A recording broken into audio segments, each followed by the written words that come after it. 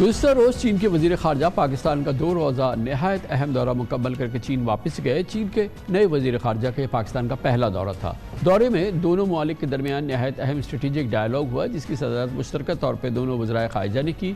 Strategic dialogue में सियासी, इक़्तिसादी, दिफाई और सलामती से मुताल्लिक़ मामलात पर इत्तफ़ाक़ हुआ, जबकि CPEC मनसूबा सर फ़हरिस्त रहा।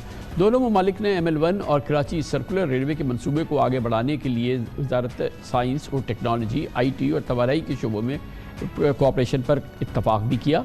माहिरीन कहते हैं कि इस दौरे के समरात आने वाले दिनों में चीन की जानिब से मज़ीद सरमायाकारी की शक्ल में सामने आ सकते हैं, लेकिन दूसरी जानिब इस वक्त मुल्क में जारी सियासी महाज़ाराई में ये एक बड़ी रुकावट बन चुकी है। मुश्तरका प्रेस कॉन्फ्रेंस ने चीनी वज़ीर ख़ारजा ने भी पाकिस्तानी हुकूमत, अपोजिशन और रियासत को पैगाम देते हुए कहा कि तरक्की की बुनियाद इस्तेहकाम है। उम्मीद करते हैं कि पाकिस्तानी सियासी क़ुव्वतों में इत्तफ़ाक़ राय पैदा होगा ताकि मईशत को बढ़ाने पर तवज्जो दी जा सके। ये बहुत गैर मामूली बयान है, क्योंकि चीन कभी किसी मुल्क के अंदरूनी मामलात के हवाले से रायज़नी नहीं करता, मगर पाकिस्तान में, इस्लामाबाद में इस हवाले से चीनी वज़ीर ख़ारजा का ये बयान यकीनन पूरी पाकिस्तानी कौम के लिए बहुत इंपॉर्टेंट मैसेज है कि अब ये मामला पाकिस्तान के दोस्तों के लिए भी संगीन हो गया है, जो पाकिस्तान की कौम की तरह इस वक्त बहुत ज़्यादा परेशान है पाकिस्तान के अंदरूनी अदम इस्तेहकाम के हवाले से। इसके अलावा चीनी वज़ीर ख़ारजा ने सिक्योरिटी से मुताल्लिक़ कहा कि दोनों ममालिक में इत्तफ़ाक़ हुआ है कि चीनी बाशिंदों पर दहशतगर्द हमलों के मुजरिमान को कानून के शिकंजे में लाके करार वाक़ई सज़ा दी जाएगी। चीन की बहुत तशवीश है कि उसके बाशिंदों को पाकिस्तान में फूल प्रूफ सिक्योरिटी हासिल होनी चाहिए।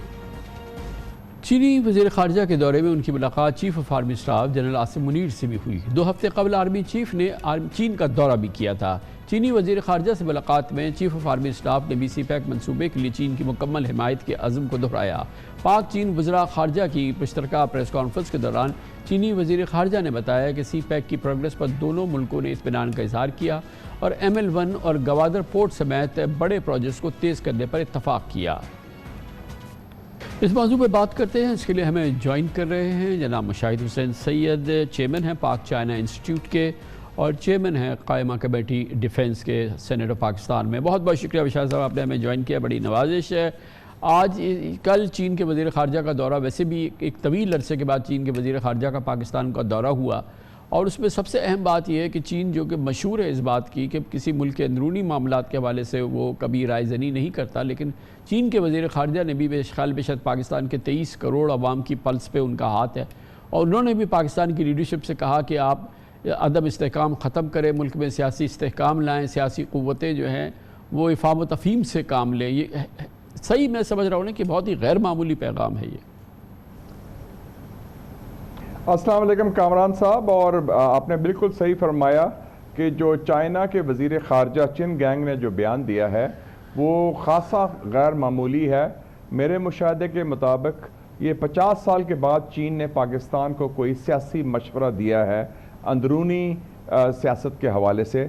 1971 में जब मशरक़ी पाकिस्तान में मिलिट्री एक्शन हुआ था तो वज़ीर आज़म चौ एन लाई ने ऐसी किस्म का पैगाम दिया था कि आप ज़रा पूरे बंगाली कौम को अपने ख़िलाफ़ ना करें, जो चंद लोग, मुट्ठी पर लोग जो अलहदगी पसंद वाले हैं उनको उनके ख़िलाफ़ एक्शन करें। तो वो भी सही मशवरा था जो हमने नहीं माना, और उसका रिज़ल्ट आपने देख लिया, मुल्क 2 लख्त हो गया।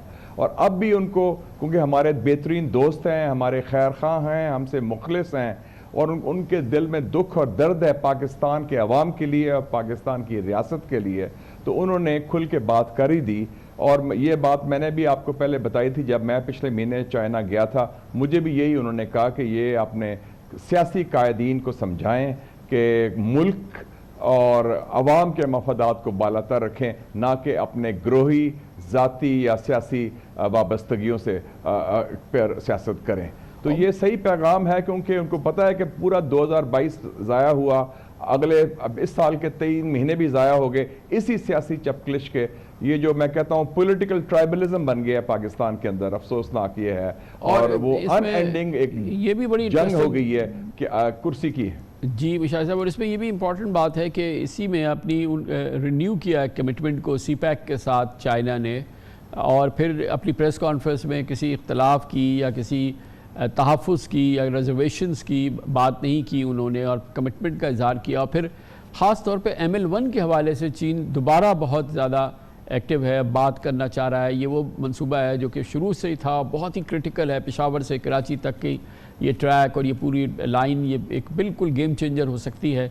इस पर भी रिन्यूड कमिटमेंट बड़ी इंपॉर्टेंट लग रही है चीन की जानिब से।